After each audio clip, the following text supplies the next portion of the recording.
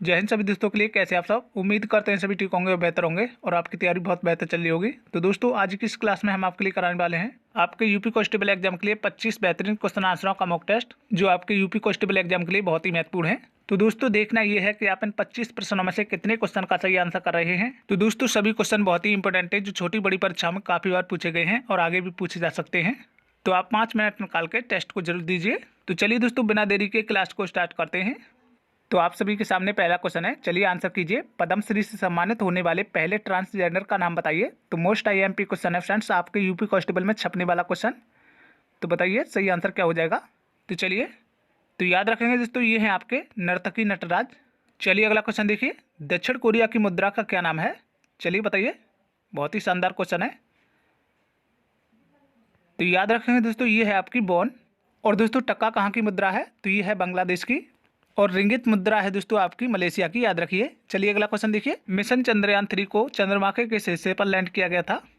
तो चलिए बहुत ही शानदार क्वेश्चन है, कौन सा ऑप्शन लॉक करोगे। चलिए, तो जो भी फ्रेंड्स ऑप्शन भी मार रहे हैं दक्षिणी ध्रुव, उनका करेक्ट आंसर है। अगले क्वेश्चन का आंसर करिए, माइकोलॉजी के अंतर्गत किसका अध्ययन किया जाता है। चलिए मोस्ट आईएमपी क्वेश्चन है फ्रेंड्स। तो ऑप्शन है आपके शैवाल, कवक, जीवाणु या विषाणु का।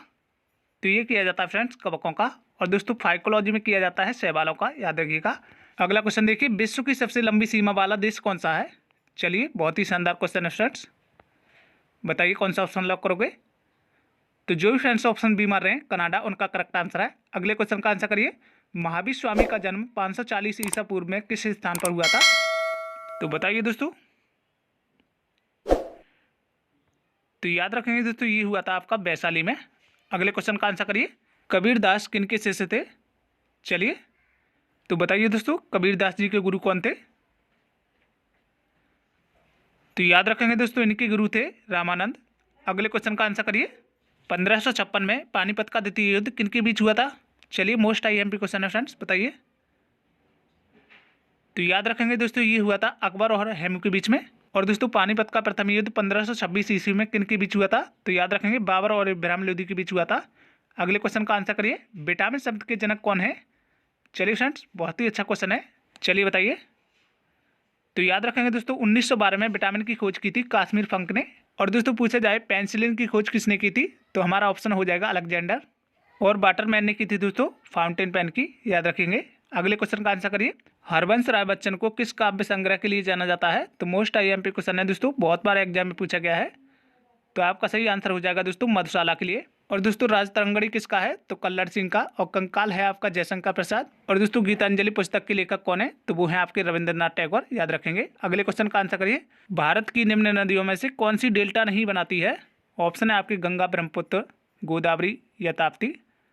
तो जो भी फ्रेंड्स ऑप्शन डी मार रहे हैं ताप्ती, उनका करेक्ट आंसर है। अगले क्वेश्चन का आंसर करिए, देश की पहली अंडर वाटर ट्रेन किस नदी के नीचे चली है। तो बहुत ही शानदार क्वेश्चन है फ्रेंड्स, चलिए बताइए, ऑप्शन लगाइए। तो आपका सही आंसर हो जाएगा दोस्तों हुगली नदी। और दोस्तों पूछा जाता है कोलकाता शहर किस नदी के किनारे बसा है, तो हुगली नदी के किनारे बसा है, याद रखेंगे। अगले क्वेश्चन का आंसर करिए, अहमदाबाद किस नदी के किनारे बसा है। चलिए ऑप्शन है आपके गंगा, साबरमती, गोदावरी या लूनी नदी।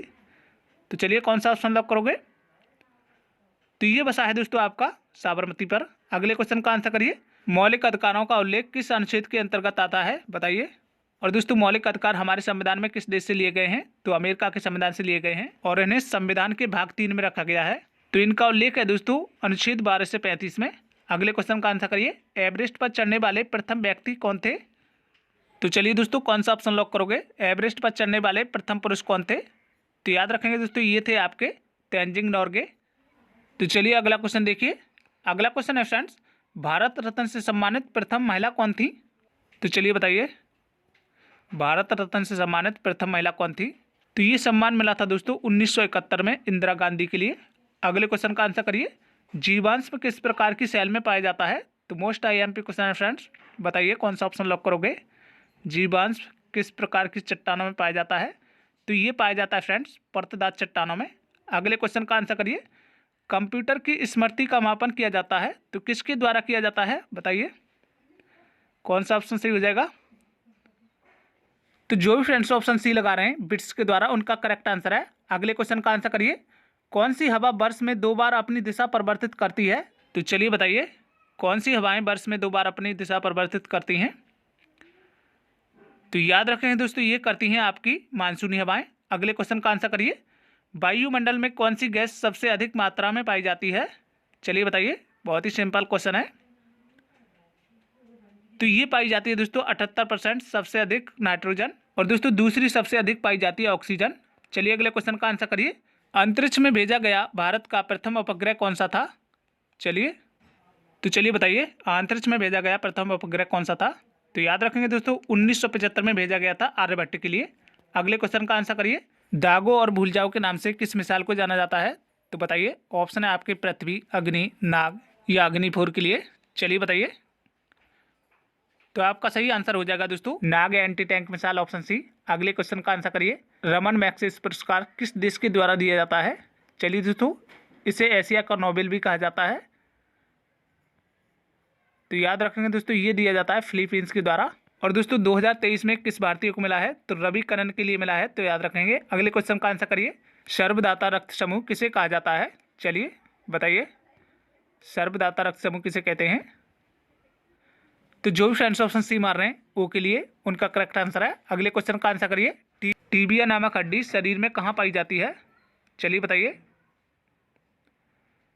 तो चलिए कौन सा ऑप्शन लॉक करोगे? तो ये पाई जाती है फ्रेंड्स पैर में। और दोस्तों एग्जाम में पूछा जाता है शरीर की सबसे छोटी हड्डी कौन सी होती है? तो स्टेपीज होती है, जो कान में होती है।